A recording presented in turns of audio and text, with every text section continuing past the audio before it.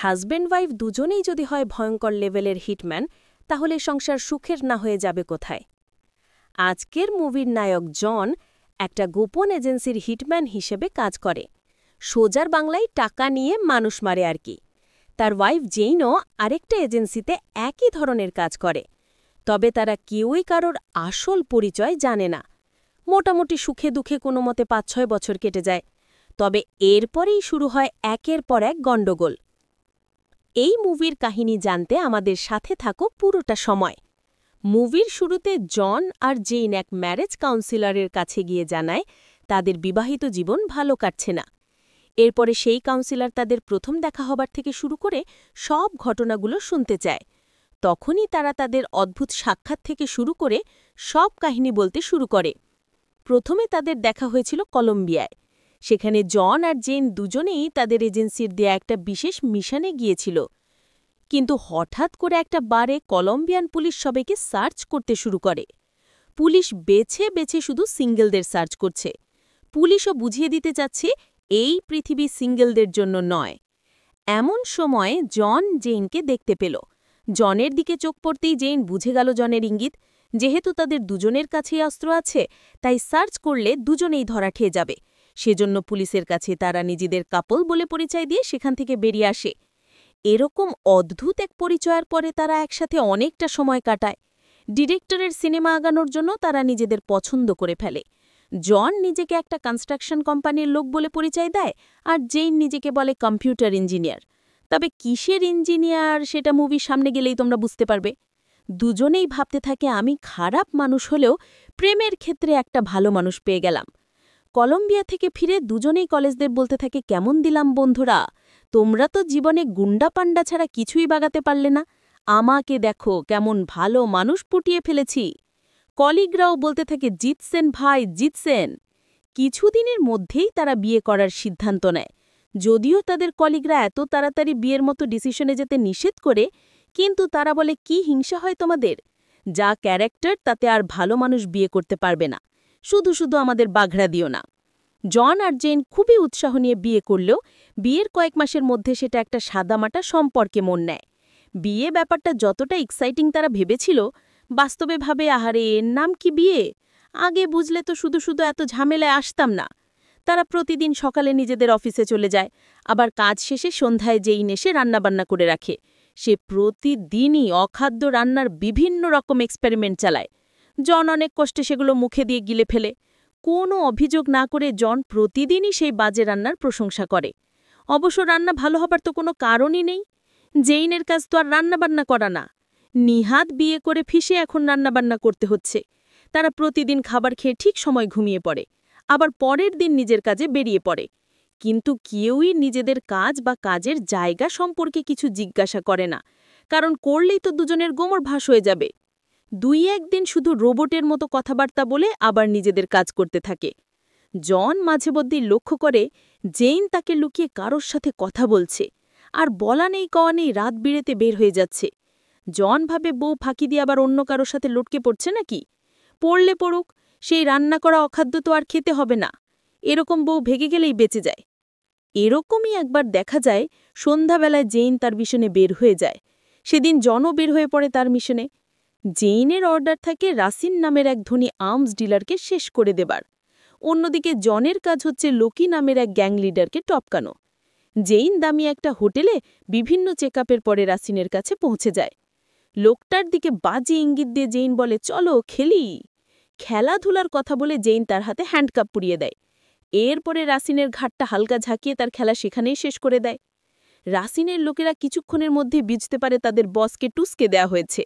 তারা সবাই মিলে ভঙে ঢুকতে শুরু করে। জেইন তার ব্যাগের একটা পাশ আংটায় লাগিয়ে আরেক পাশ ধরে জানালা দিয়ে ঝাঁপ দিয়ে নিচে নেমে যায়। সেখানে দাঁড়িয়ে থাকা একটা ট্যাক্সিতে করে জেইন হোটেল থেকে সটকে পড়ে। ওদিকে জন লোকি নামের এক গ্যাং লিডারকে মারতে গিয়ে দেখে সেখানে লোকি নেই। সেই রুমে লোকের লোকজন মিলে পোকার খেলছে।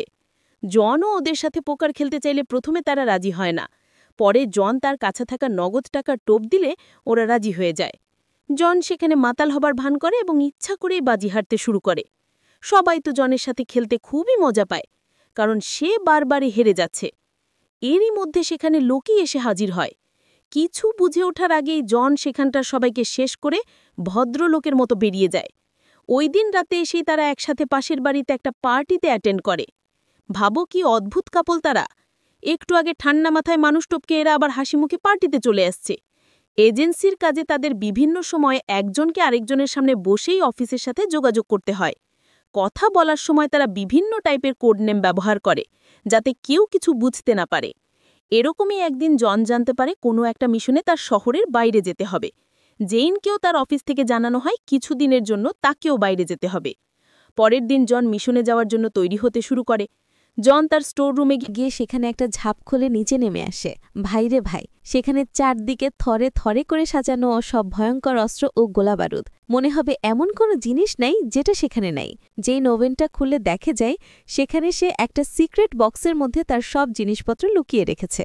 এজন্যে রান্নাবান্নার কাজ না জানলেও জেইন কিচেনে তার একক বজায় রাখে। জন অফিসে গিয়ে জানতে পারে তার নেক্সট টার্গেট হচ্ছে বেঞ্জামিন নামের এক লোক। বেঞ্জামিন তাদের এজেন্সির সব গোপন খবরাখবর জানে। গোয়েন্দা বিভাগ তাকে ধরে ফেলেছে। এবার তাকে জিজ্ঞাসাবাদের জন্য নিয়ে যাওয়া হবে তাদের ফার্ম।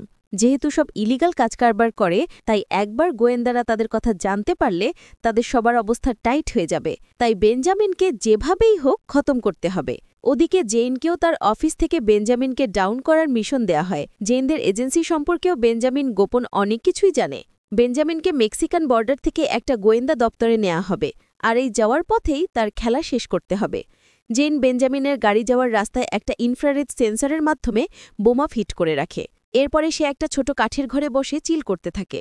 এখন শুধু গাড়ি আসার পালা। গাড়ি আসলেই সিগন্যাল পেয়ে যাবে, আর তারপরেই বুম। কিন্তু এই সময়ে জন একটা রংচঙে গাড়িতে করে সেখানে আসতে থাকে। জন তো আর জানে না সেখানে আরেকজন বেঞ্জুকে মারার জন্য সেন্সর পেতে রেখেছে। সেই গান গাইতে গাইতে গাড়ি চালিয়ে সেটা ফেলে দিয়ে জেইনের পুরো প্ল্যান ভেস্তে দিল। জেইন দূর থেকে দেখে জনকে কোনোভাবেই চিনতে পারে না। জন তো পুরো স্টাইল নিয়ে একটা রকেট লঞ্চার বের করে নেয় টার্গেট শুটের জন্য। জেইন দূরবীনের মাধ্যমে দেখে ভাবে, এরা কারা, কোত্থেকে এলো এরা। এরপরে জেইন দেরি না করে নিখুঁত এইম করে একেবারে জনের বুকে গুলি চালিয়ে দিল। ভাগ্য ভালো, জনের বুলেট প্রুফ ভেস্ট পরা ছিল, তাই এবারের মতো বেঁচে গেল। কিন্তু জন ভাবে, কোন বাপের বেটা আবার আমাকে মারতে আসলি। জন রেগে গিয়ে তার রকেট লঞ্চার তাক করে সেই কাঠের ঘরটা পুরো উড়িয়ে দিল। তবে জেইন ঝামেলা বুঝে আগেই সে সেখান থেকে সটকে পড়ে। ওদিকে তাদের মূল টার্গেট বেঞ্জামিন দুজনেরই হাতছাড়া হয়ে যায়। জন সেখানে একটা ল্যাপটপ কুড়িয়ে পায়, সেটা নিয়ে নিজের এজেন্সিতে দেয় রিপেয়ার করে সব ইনফরমেশন বের করার জন্য। জনকে তার অফিস থেকে 48 ঘন্টা সময় দেয়া হয় বেঞ্জামিনের মিশন যার জন্য ফেল করেছে তাকে মারার জন্য। জনের অফিসে সেই ল্যাপটপের ইনফরমেশন অ্যানালাইসিস করে জনকে একটা অ্যাড্রেস দেয়া হলে জন সেদিকে চলে যায়। ওদিকে জেইনের বস তাকে ফোনে ব্যাপক ঝাড়ি দিতে থাকে। সে মিশন তো সাকসেসফুল করতেই পারেনি, তার উপরে একজন সাক্ষী রেখে এসেছে। তাকেও 48 ঘন্টার মধ্যে যার জন্য মিশন ফেল করেছে তাকে মারতে বলা হয়। জেইনের মাথায় এই ঘটনার পরে রাগে পুরো আগুন হয়ে যায়। এই প্রথমবারের মতো একটা মিশন এসে ফেল করল। সেই সবাইকে নির্দেশ দিল যে শ্যালকের ছেলে তার মিশনে বাগড়া দিয়েছে তার পরিচয় বের করতে। এর মধ্যে জন জেইনের অফিসের বিল্ডিংয়ে চলে আসে। সেখানে এসে জন দেখতে পায় তার ওয়াইফের নাম। এরপরই জনের সবকিছু লক হতে শুরু করে। তবে কি আমার বউই সেই লোক? ওদিকে জেইনও তার ভিডিওগুলো ভালোভাবে দেখে ভাবে, আরে এইটা তো আমার জামাই। হাই রে, এতদিন এই ঘাতকের সাথে সংসার করতেছি। তখনই জনের একটা ফোন আসলে জেইন বলে ঠিক 7টায় ডিনারে উপস্থিত থাকতে। জনও তখন জেইনের অফিসে না ঢুকে সেখান থেকে চলে যায়। আজকে বাসাতেই একটা এসপার ওসপার হয়ে যাবে।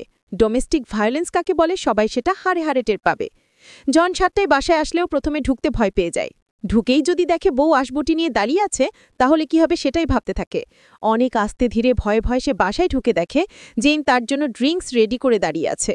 জন গ্লাসটা ঠিকই নেয়, কিন্তু সেটা না খেয়ে বাইরে ফেলে দেয়। বলা তো যায় না, পানিতে বিষ খেয়ে বহু রাজা বাচ্চা অকালে প্রাণ হারিয়েছে, তাই রিস্ক নেওয়া যাবে না। ডিনার টেবিলে জন সুযোগ বুঝে একটা ওয়াইনের বোতল নিয়ে জেইনকে ঢেলে দেবার সময় ইচ্ছা করেই বোতলটা ফেলে দেয়, আর মুহূর্তের মধ্যে জেন সেটা ধরে ফেলে। জনের আর বুঝতে বাকি থাকে না তার রাঙা বউ আজ তো একটা ডাকাত। হায় রে, কী জিনিস নিয়ে যে সংসার করলাম। এরকম রিফ্লেক্স সাধারণ মানুষের থাকা কোনোভাবেই সম্ভব না। আর জেইন তো আগেই বুঝতে পেরেছে জনের পরিচয়। তারা দুজনেই সাথে সাথে উঠে চলে যায়। জন একটা গান হাতে নিয়ে জেইনকে বাবু সোনা বলে ডেকে কাছে আসতে বলে, কিন্তু জেইন একটা গাড়ি নিয়ে সেখান থেকে পালাতে শুরু করে। জন জেইনকে থামানোর চেষ্টা করে ডাকতে থাকে, ভাই রে ভাই, তুই হাত গান নিয়ে বউরে কেমনে থামাবি? ওইটা রেখে চেষ্টা কর। এর মধ্যে জন একটা জায়গায় হোঁচট খেলে তার কানের ট্রিগারে চাপ লেগে জেইনের গাড়িতে গুলি লাগে। জেইন তো ভাবে তার জামাই তাকে মেরে ফেলার জন্য গুলি চালিয়েছে। এরপরে জন জেইনকে থামানোর জন্য একেবারে গাড়ির সামনে দাঁড়িয়ে পড়ে। সে বুঝাতে চেষ্টা করে, আমি তোমার সাথে শুধু আলোচনা করতে চাই, কোনো রকম ঝামেলায় যেতে চাই না। তবে জেইন কোনোভাবেই সেটা বিশ্বাস করে না। সেই গাড়িটা সোজা জনের উপর চালিয়ে দেয়। জন লাফ দিয়ে গাড়ির উপরে উঠে জেনকে বুঝিয়ে সুঝিয়ে থামানোর চেষ্টা করে। এক পর্যায়ে গ্লাস ভেঙে গাড়ির মধ্যে ঢুকে পড়লে জেইন লাফ দিয়ে গাড়ি থেকে বের হয়ে যায়।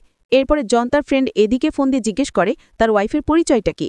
তখন এডি জানতে পারে জেইন বেস্টা অর এজেন্সির কিলার। জন ও জেইন একই এজেন্সির কিলার। এই কথা শুনে জনের মাথা ঘোরা পড়ে যায়, আর তারা দুজনেই পরস্পরকে যে মিশনে ফেল করেছে তাকে মারার অ্যাসাইনমেন্ট পায়।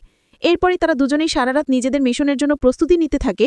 তারা দুজনেই গাড়িতে করে অশস্ত্র নিয়ে যখন প্রথম ভেহিকল টুলে শাস্তি পাওয়ার মনোমিক কনভারসেশনের স্টাইল দেখে, তখন সবাই বুঝতে পারে তারা কখনো সহযোগী পড়াশোনার কাজ করতে পারে না। তারা দুজনেই পরস্পরকে লক্ষ্যবস্তু হিসেবে চিহ্নিত করে। মাত্র ৪৮ ঘণ্টার মধ্যে তাদের মিশন সম্পন্ন করতে হবে, আর যদি ফেল করে তাহলে নিজেদের এজেন্সির হাতেই মরতে হবে। তারা দুজনেই গাড়িতে করে অশস্ত্র নিয়ে প্রথম ভেহিকল টুলে শাস্তি পাওয়ার মনোমিক কনভারসেশনের স্টাইল দেখে, তখন সবাই বুঝতে পারে তারা কখনো সহযোগী পড়াশোনার কাজ করতে পারে না। তারা দুজনেই পরস্পরকে লক্ষ্যবস্তু হিসেবে চিহ্নিত করে। এরপরেই তারা দুজনে ল্যাপটপের ইনফরমেশন দেখে বুঝতে পারে বেঞ্জামিনকে নিউ ইয়র্কে স্যানেনহুয়াস কন্ট্রাসেপটিভ হসপিটালে স্টেবিলিটি ইউনিটে নেওয়া হবে। এডির বাসায় চলে যায় এবারে মৌকা পেয়ে। এডি বলে, এজন্যই আমি বিবাহ শাদীর দিকে যাইনি। তোমাকে কত নিষেধ করলাম বন্ধু, বিয়ে শাদী করো না। এখন বোঝো ঠেলা কাকে বলে। সে জনের অবস্থা নিয়ে বিভিন্নভাবে মজা করে তার অদ্ভুত পর্যবেক্ষণ জনের সাথে শেয়ার করতে থাকে। জেইনও চলে যায় তার এক বান্ধবীর বাসায়। সেখানে তার ফ্রেন্ড সব শুনে কুবুদ্ধিদাতা বান্ধবীর মতো জেনকে বলে, মেরে দাও এমন স্বামীকে দিয়ে কি করবা। এইটাই হচ্ছে ছেলে আর মেয়েদের পার্থক্য। কিছু একটা হলেই এরা কুবুদ্ধি দিয়ে বান্ধবীদের সংসার শেষ করে দিতে ছাড়ে না। মানে আমার সংসার তো পড়লই, এবার তোরটাও পুড়ে দে। পরের দিন জেইনের সাথে তার এজেন্সির সবাই মিলে তাদের বাসা তছনছ করতে শুরু করে। সেখানে থাকা জনের সব অস্ত্রপাতিও নিয়ে যায়। জন একটু পরে বাসার কাছে আসলেও একা বাসায় ঢুকতে ভয় পায়। সে ভাবতে থাকে সেই ডাইনি হয়তো আসবটি নিয়ে তাকে টপকানোর জন্য দাঁড়িয়ে আছে। বলা তো যায় না। আজকাল পত্রিকায় যা সব নিউজ দেখা যায় তাতে কাকেই বা বিশ্বাস করবে জন। তার প্রতিবেশী মার্টিনকে ডেকে নিয়ে তার বাসার ভেতরে ঢোকে। এমনিতেও জন এই ব্যাটারে খুব একটা পছন্দ করে না, তাই মার্টিনকে সামনে রেখে নিজে পেছনে পেছনে আগাতে থাকে। প্রথম ধাক্কা আসলে সেটা মার্টিনের গায়ের উপর থেকেই যাবে। জন সব জায়গা চেক করে শেষে যখন স্টোর রুমে গিয়ে দেখে তার সব জিনিসপত্র হাওয়া, তখন জন বউকে তুলে ইচ্ছামতো গালিগালজ করতে থাকে। শাশুড়ির বাচ্চা বউ, আজকে তোর খবরই আছে। বলতে বলতে সে জেইনের অফিসের দিকে রওনা দেয়। ওদিকে জেইনের অফিসে জনকে উপরে পাঠানোর বিষয়ে একটা পরিকল্পনা চলছিল। এই সময় জন সেখানে উপস্থিত হলে জেইন ও তার কলিগরা মিলে তাদের সব ডেটা ডিস্ট্রয় করে সেখান থেকে পালাতে শুরু করে। জেইন পালানোর সময় সেখানে জন এসে তার দিকে গান ত্যাগ করে। তবে জন অল্প বয়সে বউ মেরে বিধবা হতে চায়নি, তাই সে সুযোগ পেয়েও জেইনকে গুলি করে না। এই সুযোগে জেইন সেখান থেকে পালিয়ে গেলে জন তাকে নানা রকম গালাগালি ছুটতে থাকে। আমাদের দেশে যেখানে স্বামীর নামই মুখে আনা যায় না, সেখানে জেইন তার স্বামীকে ব্যাপক গালাগাল করতে করতে সেখান থেকে পালিয়ে যায়। হ্যাঁ, এটাই আমেরিকা। এরপরে জেইনের অফিসে সবাই গিয়ে আশ্রয় নেয় তাদের আরেকটা গোপন অফিসে। তবে নাছরবান্ধা জন তাদের আগের অফিসের সব নষ্ট করা কাগজ ঘেটেই সেখান থেকে আরেকটা অফিসের ঠিকানা পেয়ে যায়। আর যায় কোথায়, সাথে সাথেই জন সেদিকে রওনা দেয়। জন একটা কনস্ট্রাকশন বিল্ডিংয়ের লিফটে উঠে জেইনের অফিসের দিকে যেতে শুরু করে। জেইন জনকে 5 সেকেন্ড সময় দিয়ে বলে এর মধ্যে সে না চলে গেলে লিফটটা পুরো উড়িয়ে দেবে। তবে 5 সেকেন্ডের আগেই জেইনের এক কলিগ বাটন চেপে লিফটটা ব্লাস্ট করে দেয়। পুরো লিফট একেবারে নিচে আছড়ে পড়ে। জেইন তো অবাক হয়ে বলে, আরে আমি কি তোরে ব্লাস্ট করতে বলছি? আমি তো ওর সাথে একটু মজা করছিলাম। সে কলিগ বলে, আমি ভেবেছি তুমি সিরিয়াসলি ব্লাস্ট করতে চাও। জেইন বলে, ধুর, এটা কোনো কাজ করলি? আমি এবার বিধবা হয়ে গেলাম, এখন আমি স্বামী কোথায় পাবো? তবে ওদিকে আমরা দেখতে পারি জন মারা যায়নি। সে আরেকটা লিফট থেকে ক্যামেরার মাধ্যমে এতক্ষণ যোগাযোগ করছিল। তবে সে খুবই হতাশ হয়ে যায় এটা ভেবে যে তার বিয়ে করা আপন বউ তাকে মেরে ফেলতে চাচ্ছে। হায় রে, এই তো মেয়ে মানুষ। পরের সিনে জেইনকে দেখা যায় বিধবা হওয়ার দুঃখে শোক পালন করতে। বিধবা হয়ে যেহেতু সে আর মাছ খেতে পারবে না, তাই মনের দুঃখে সে মদের গ্লাস হাতে তুলে নিয়েছে। এই সময়ে জন সেখানে এসে উপস্থিত হলে সে কয়েক সেকেন্ডের জন্য খুশি হয়ে যায়। তবে জন জীবিত থাকায় বেশি খুশি নাকি আবার মাছ খেতে পারবে এটা ভেবে বেশি খুশি, সেটা এই সিনে ক্লিয়ার হয় না। জন সরাসরি তাকে বলে, আমি তোমাকে 3 তালাক দিতে চাই। তালাক নেওয়ার আনন্দে তারা একসাথে নাচতে শুরু করে। নাচানাচির মধ্যেই তারা একে অন্যের কাছে থাকা সব ধরনের দেশি বিদেশি অস্ত্র ছুঁড়ে ফেলে দেয়। জন জেইনের কাছ থেকে ছুরিটা কেড়ে নিলে রাগ করে জেইন সেখান থেকে অন্য রুমে চলে যায়। একটু পরেই সেই রুমে একটা বিস্ফোরণ ঘটে, আর জেইন ফিলির সাথে মিশে গিয়ে সেখান থেকে চলে যেতে শুরু করে। জেইনের পিছু নিয়ে জন বাইরে আসলে তার পাশের ভদ্রলোক বলে, তোমার কোটের পকেটে খুব সুন্দর একটা মিউজিক বেজে উঠছে। জন সেটা চেক করে বলে, হায়, এই মেয়ে তো আমার পকেটে টাইম বোমা সেট করে রেখেছে। জন তার কোটটা ট্রাশবিনে ফেলে দেওয়ার সাথে সাথেই সেটা বিস্ফোরণ হয়। এরপরে আর দেরি না করেই জন গাড়িতে জেইনের পিছু নিতে শুরু করে। জেইন জোরে গাড়ি ছুটিয়ে তাদের বাসার দিকে যেতে থাকে। জন ফোন দিয়ে জেইনের সাথে আলগা প্রেমের আলাপ শুরু করে দেয়, তাদের প্রথম দেখা হওয়ার স্মৃতি মনে করিয়ে দিতে থাকে। জন জেইনকে বলে, সেই চাঁদের আলোয় অন্ধকার রুমে আমরা কত সুন্দর অমাবস্যা উপভোগ করেছি, কত বছর তোমার আজেবাজে রান্না বিনা বাক্যে মুখে তুলে দিয়েছি। কিন্তু এইসব আজেবাজে কথার মধ্যেই জেইন তার গাড়িতে জোরে ধাক্কা দিয়ে দেয়। জেইন একেবারে নাছর বান্ধা জনকে না মেরে তার শান্তি হবে না। জন বলে, হায় রে বোকা নারী, স্বামী গেলে বুঝবি কি হারাইলি, স্বামীকে মারলে সমাজে থাকতে পারবি না রে। কিন্তু কিছুতেই কিছু হয় না। জেইন তার লক্ষ্যে অবিচল। কিছুতেই জেইনকে থামাতে না পেরে জনেরও তাকে মারা ছাড়া আর কোনো উপায় থাকে না। এক বউ গেলে আরেকটা আসবে, কিন্তু যেমন করেই হোক জীবন বাঁচাতে হবে। জন ঘুরপথে ঘরে ঢুকে গোপন জায়গায় রাখা একটা গান বের করে সেটাতে সাইলেন্সার লাগিয়ে নেয়। একেবারে চুপচাপ বউটাকে মেরে দেব, কেউ জানতেও পারবে না। তবে ওদিকেই জেইনও তো আর থেমে নেই। সে একটা ভারী শটগান নিয়ে জামাই নিধন মিশনে নেমে পড়ে। সামনে পড়তেই তাদের মধ্যে ব্যাপক গোলাগুলিতে একেবারে বিরাট ধ্বংসযজ্ঞ চালিয়ে সব তছনছ করতে দিতে শুরু করে। জেইন একবার অটোমেটিক রাইফেল দিয়ে ফায়ার করে, তো আরেকবার শটগান দিয়ে ফায়ার করে, কিন্তু কিছুতেই সে জনকে কাবু করতে পারে না। জন রসিকতা করে বলে, তোমার হাতের এইম তোমার রান্নার মতোই খারাপ। নিজের রান্নার দুর্নাম শুনে জেইন রাগে দুঃখে গোলাগুলি আরও বাড়িয়ে দেয়। ফলে রান্নার গ্যাস লিক হয়ে সেখানে বড় একটা বিস্ফোরণ ঘটে। এরপরে দুজনের মধ্যে শুরু হয় হ্যান্ড টু হ্যান্ড কমব্যাক। এভাবেই অনেকক্ষণ মারামারির পর তারা দুজনেই হাতে গান তুলে নিয়ে একে অপরের দিকে তাক করে ধরে। এমন সময়ে তাদের সব ভালোবাসা একত্র হয়ে গলে পড়তে শুরু করে। কেউ কাউকে গুলি করতে পারে না। কি অদ্ভুত এক ভালোবাসা! এ বলে তুমি আমাকে মারো, তো বলে তুমি আমাকে মারো। আরে এতই যদি প্রেম থাকে তাহলে তোরা ঘরদর নষ্ট করলি কেন? মানে বোঝো অবস্থা। প্রডিউসার টাকা পয়সা দেবে আর তোরা যা ইচ্ছে তাই করে বেড়াবি। যাই হোক, এরপরে তাদের মধ্যে আবারও আরেকটা কমব্যাট শুরু হয়। কিসের কমব্যাট সেটা আর নাই বললাম। সকালে উঠে তারা সেই ভাঙ্গা বাসাতে টুকটাক যা অবশিষ্ট আছে সেগুলো দিয়েই নাস্তা করতে বসে যায়। হঠাৎ করেই চারদিক থেকে তাদের উপর আক্রমণ শুরু হয়। তারা কোনোমতে পালিয়ে বেসমেন্টে চলে আসে। জন সেখানে লুকানো পার কিছু গান ঠিকঠাক করে ফেলে। এখানেই জন জানায় জেইনকে মারতে তার এজেন্সি তাকে ৪৮ ঘন্টা সময় দিয়েছিল। সময় শেষ হওয়ায় তারা অ্যাটাক করছে। তখন জেইনও বলে তাকেও ৪৮ ঘন্টা সময় দেয়া হয়েছে, হয়তো দুই এজেন্সি মিলেই একসাথে অ্যাটাক করছে। এর মধ্যে একটা রিমোট কন্ট্রোল গাড়ি দিয়ে তাদের দিকে বোমা ছুড়ে দেয়া হয়। জন লাথি মেরে বোমাটা অন্যদিকে ফেলে দেয়। কিন্তু হায় রে, পড়বি তো পড়বি, সেটা গিয়ে একেবারে তেলের ট্যাঙ্কের সামনেই পড়ল। জন আর জেইন দৌড়ে ঝাঁপিয়ে কোনোমতে বাইরে বেরিয়ে এলো। সাথে সাথেই অয়েল ট্যাঙ্কার ব্লাস্ট করে পুরো বাড়ির সাথে চারপাশে যারা ছিল সবার ভবলীলা সাঙ্গ হয়ে গেল। তবে দেখা যায় সবাই মরলেও জন আর জেনকে ডিরেক্টর বাঁচিয়ে রাখল কাহিনীর সামনের দিকে আগানোর জন্য। এরপরে তারা রওনা দেয় জনের ফ্রেন্ড এডির কাছে। এদিকে তাদের পেছনে ৩টা গাড়ি হামলা করতে লেগে যায়। তবে আলাদাভাবেই তারা ব্যাপক দুর্ধর্ষ দুজন মানুষ। একসাথে থাকা অবস্থায় তাদেরকে কাবু করাটা এতটা সহজ না। তারা একে একে ৩টা গাড়ি ডাউন করে দিয়ে এডির কাছে পৌঁছে যায়। জন এডিকে এজেন্সি কি চাচ্ছে সেটা জিজ্ঞাসা করে। এডি তাকে জানায়, এই দুই এজেন্সির কেউই কোনোভাবেই চাচ্ছে না তোমরা জীবিত থাকো, কারণ এই দুই এজেন্সি পরস্পরের প্রতিদ্বন্দ্বী। তোমরা জামাই বউ দুই রাইভাল এজেন্সির হয়ে কাজ করলে এজেন্সির প্রাইভেসি নষ্ট হবে। এজন্যই দুই এজেন্সি মিলে তোমাদের দুজনকেই মেরে দেওয়ার প্ল্যান করেছে। এডি তাদের বন্ধু হিসেবে শেষ পরামর্শ দিয়ে বলে, তোমাদের দুজনকেই শুরুতে বেঞ্জামিনকে মেরে দেওয়ার যে টার্গেট দেওয়া হয়েছিল সেটা পূরণ করে দেখতে পারো এজেন্সিকে মানানো যায় কিনা। জন আর জেইন প্ল্যান করে তারা বেঞ্জামিনকে শেষ না করে তাকে ধরে নিয়ে এসে জিজ্ঞাসাবাদ করবে। বেঞ্জামিনকে রাখা হয়েছে একটা হাই সিকিউরিটি জেলখানায়। বাইরে গাড়ির মধ্য থেকে জেইন পুরো বিল্ডিংয়ের ব্যাপারে জনকে ইনফর্ম করতে থাকে, আর জন চলে যায় কে ধরে আনতে বিল্ডিংয়ের ড্রেনেজ লাইন ধরে। জন উপরে উঠে যায়, সেখানে থাকা গার্ডদের ঘণ্টা বাজিয়ে সে বেঞ্জামিনকে বের করে আনে। তারা বেঞ্জামিনকে বেঁধে জিজ্ঞাসাবাদ করে কেন দুই এজেন্সি মিলে একই সাথে তাকে ডাউন করার মিশন দিয়েছিল। প্রথমে বেঞ্জামিন কিছুই বলতে চায় না, তবে জেইন তাকে একটা ডোজ দিয়ে দেয়। এরপরে বেঞ্জামিন বলে সে আসলে কোনো টার্গেট ছিল না, তাকে টোপ হিসেবে ব্যবহার করা হয়েছিল। জন আর জেনকে শেষ করতে দুই এজেন্সির কেউই চায়নি তাদের লোক রাইভাল এজেন্সির কারো সাথে একই ছাদের নিচে থাকুক। তাই প্ল্যান করে তাদের সেম মিশনে পাঠানো হয়েছিল যাতে তারা একজন আরেকজনকে খেয়ে দেয়। এরপরে বেঞ্জামিন আরও জানায় এখনও তাকে এজেন্সি টোপ হিসেবে ব্যবহার করছে। এজেন্সি জানত যে জন আর জেইন বেঞ্জামিনকে বের করে আনবে, তাই তার বেল্টে একটা লোকেশন ট্র্যাকার সেট করে দিয়েছে। লোকেশন ট্র্যাক করে কিছুক্ষণের মধ্যেই তাদের উপর অ্যাটাক করা হবে। কথা শেষ হতে না হতেই দেখা যায় দুই এজেন্সির লোকেরা তাদের দিকে ঘেয়ে আসতে শুরু করেছে। ভারী ভারী সব অস্ত্রসহ একেবারে পুরো প্রিপারেশন নিয়ে ফাইনাল অ্যাটাক করতে শুরু করেছে। কিন্তু এজেন্সির লোকেরা ভেতরে ঢুকে আর জেইনকে দেখতে পায় না। তারা পালিয়ে পাশে একটা সুপার শপে অবস্থান নিয়েছে। জন আর জেইন বুঝতে পারে এজেন্সির লোকেরা খুঁজতে খুঁজতে এখানেও এসে পড়বে, তাই তারা বুলেট প্রুফ ভেস্ট পরে তারপরে ভালো পোশাক আশাক পরে মরার জন্য তৈরি হয়ে নেয়। ইতিমধ্যে তাদের খুঁজতে খুঁজতে কিছু হিটম্যান সেখানে চলে আসে। তারাও একজন একজন করে ডাউন করে ওদের হাতে থাকা অস্ত্রশস্ত্র নিয়ে নিতে থাকে। প্রথম দিকে তারা গুলি না চালিয়ে এজেন্টদের টপকাতে থাকে, কারণ গুলি চালালে গুলির শব্দে সবাই একসাথে তাদের উপর অ্যাটাক করতে শুরু করবে। কিন্তু শেষ রক্ষা হয় না, জনের গায়ে লেগে সেখানে থাকা অনেকগুলো ক্যান নিচে পড়ে যায়। এরপরই এজেন্সি লোকনা তাদের দিকে বৃষ্টির মতো গুলি ছুটতে শুরু করে। তারাও বিভিন্ন কায়দায় ব্যাপক গোলাগুলি করতে থাকে।